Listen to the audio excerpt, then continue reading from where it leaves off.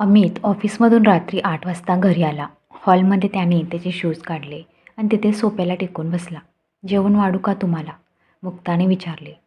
जेवण नको आहे मला. तू आधी माझ्यासमोर बस. मला तुझ्याशी काहीतरी महत्त्वाचं बोलायचं आहे. मी बसते, पण तुम्ही आधी जेवण तर करून घ्या. सांगितलं ना एकदा भूक नाही म्हणून. समोर बस म्हटलं ना तेवढं कर. काय झालंय? मुक्ता म्हणाली.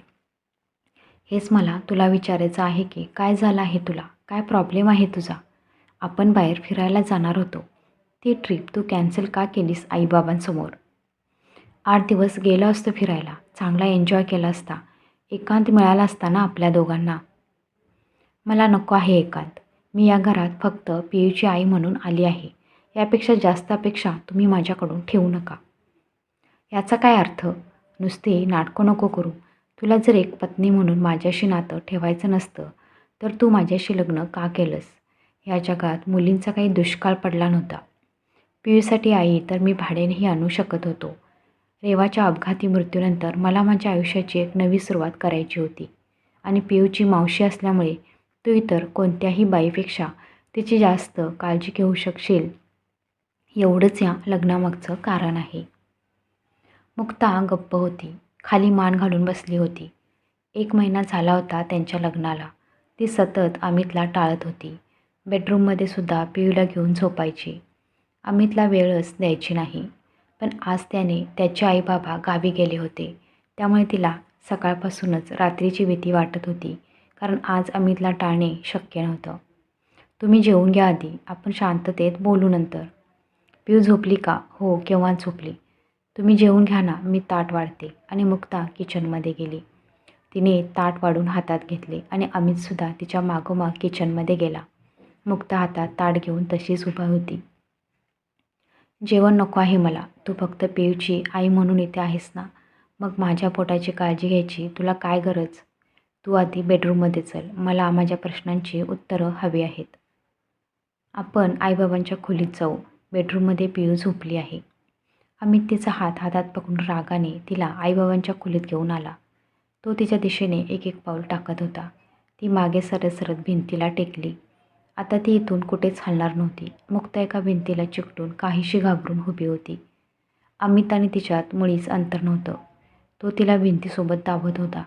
त्याने त्याचे दोन्ही हात भिंतीला टेकवले होते आणि त्याच्यामध्ये ती घाबरून उभी होती.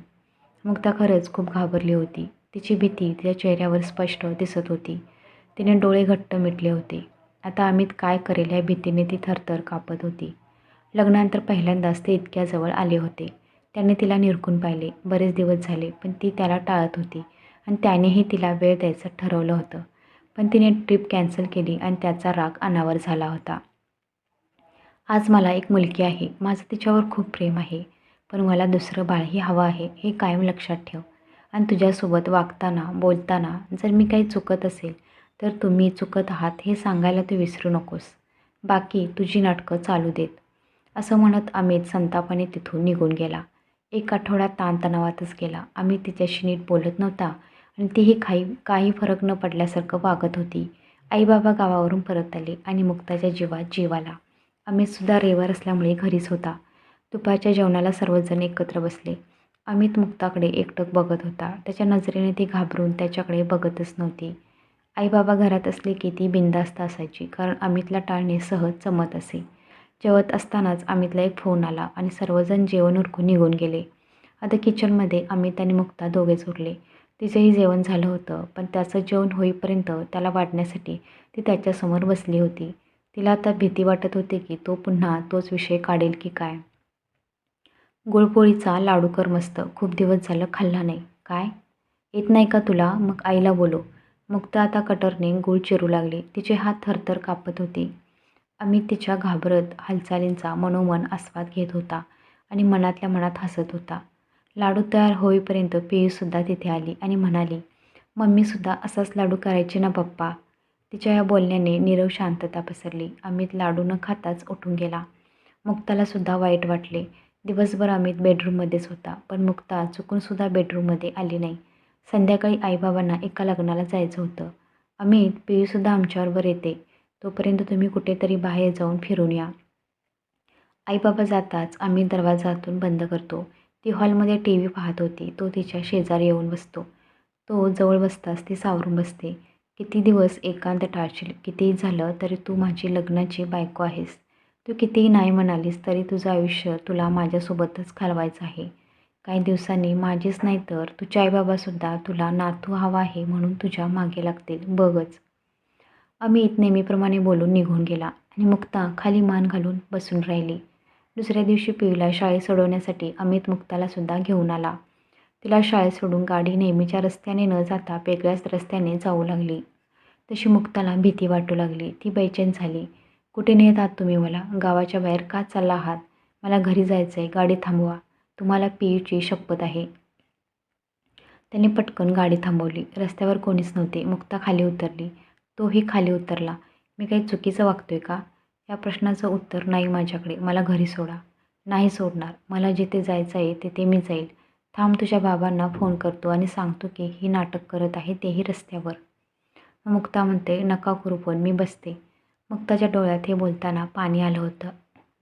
गाडी सुरू झाली. ती खूप सावरून बसायची. तरी पण दोघांचा मधून हलकासा स्पर्श व्हायचा एकमेकांना. आणि ते एका कॉलेजसमोर आले. 1 तासाचा प्रवास केला दोघांनी पण. रस्त्यावर शांतता होती. कॉलेज बघून मुक्ता गोंधळली. अमितने तिला लॉचे ॲडमिशन घेण्यासाठी आणलं होतं. ॲडमिशन प्रोसेस करून गाडी पुन्हा घराच्या दिशेने निघाली. ऊन खूप कडक होतं. तुम्ही डोक्याला रुमाल बांधताना मुक्ता बोलण्याचा प्रयत्न करत होती. आयुष्यात इतके चटके सहन केले आहेत की या उन्हाचं आता काहीच वाटत नाही. तू फक्त नीट बस. मग त्याला खूप शरमल्यासारखं वाटत होतं. अमित किती चांगल्या मनाने मला इथे आणत होते. मी उगाचच त्यांच्यावर संशय घेत होते. आजही त्यांनी मला माझ्या ॲडमिशनसाठी रजा टाकली. आता दोघे घरी आले. दुपारच्या वेळी पाठ टाकण्यासाठी ती बेडरूममध्ये आली. ती त्याच्याकडे पाठ करून झोपली होती. त्यांनी लॅपटॉपवर रोमॅन्टिक गाणी लावली होती. ये हसी वादियाँ, अभी ना जाओ छोडकर, तुम मिले दिल खिले. प्रत्येक गाणं मुक्ताला आवडत होतं आणि ती गालातल्या गालात हसत होती. तेवढ्यात मुक्ताच्या आईचा फोन आला. जावईबापूंना सांग 50,000 रुपये मिळाले म्हणून. तुझ्या बाबांना ॲडमिट केलं होतं आणि इमर्जन्सी पैसे लागणार होते. जावईबापूंना फोन केला आणि त्यांनी पैशाची सोय केली. म्हणाले, पैशाची काही काळजी करू नका आणि बाबांना ॲडमिट करा. तुला काळजी वाटेल म्हणून तुला काहीच त्यांनी सांगितलं नाही. त्यांचे आभार मानण्यासाठी फोन केला आहे. खूप चांगल्या मनाचे आहेत ग ते. त्यांना जप. तुझ्या रेवाताईवर खूप प्रेम होतं त्यांचं.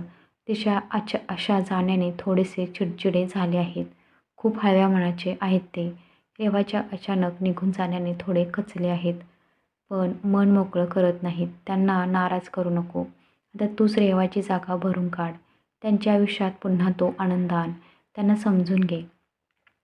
संध्याकाळी मुक्ताने स्वतःहून अमितसाठी शिरा बनवला आणि जेवण झाल्यावर गुळपोळीचा लाडू बनवला.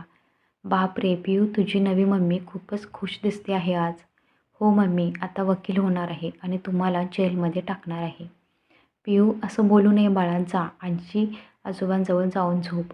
मी चुकीचं ऐकतोय का पियूची मम्मी? तू तिला आज चक्क आजीजवळ झोपायला पाठवत आहेस. अमित मुद्दाम पियूची मम्मी या शब्दावर जोर देऊन बोलायचा. मुक्ता लाजली आणि पटापट किचनमधली कामावरून बेडरूममध्ये आली. आज किचनमध्ये जरा जास्तच लवकर आवरलं ना पियूची मम्मी? रोज तर बेडरूममध्ये यायची घाई नसते तुला. मगाशी फोन आला होता आईचा. खूप कौतुक करत होती तुमचं. मी तर सगळ्यांनाच आवडतो, तू सोडून. मी कुठं म्हणाले की तुम्ही मला नाही आवडत? पण आवडतो असं तरी कुठं म्हणालीस? हे असं सगळं कसं मी सांगणार? ती लाजत होती. म्हणजे मी तुला आवडतो. मग इतके दिवस दूर दूर का पळत होतीस माझ्यापासून? मला थोडा वेळ हवा होता. रेवाताई गेली आणि लगेच मला तिच्या अर्धवट संसारात आईबाबांनी गुंतवलं. मला माझं पुढचं शिक्षण पूर्ण करायचं होतं. शिवाय तुमचं ताईवर खूप प्रेम होतं. त्यामुळे तुम्ही तिची जागा मला कधीच देणार नाही असं वाटत होतं. हो, तुझ्या ताईवर माझं खूप प्रेम होतं. ती अचानक गेली. सगळं संपल्यासारखं वाटलं. पण पियूसाठी स्वतःला सावरलं. खूप त्रास झाला. तो काळ खूप अवघड होता. पण त्यातून बाहेर निघून आयुष्याची नवीन सुरुवात करायची आहे म्हणून मी हे लग्न केलं. मग मुक्ता म्हणते, मला माझी चूक समजली. मला माफ करा. अखेर तुमच्या प्रेमाच्या धाग्याने माझं मन जिंकलं. मला माफ करा प्लीज. आणि असं म्हणत ती अमितच्या मिठीत शिरते. कथा कशी वाटली कमेंटमध्ये नक्की सांगा. कथा आवडली असेल तर लाईक करा, शेअर करा आणि हो, चॅनेलला सबस्क्राईब करायला विसरू नका. धन्यवाद.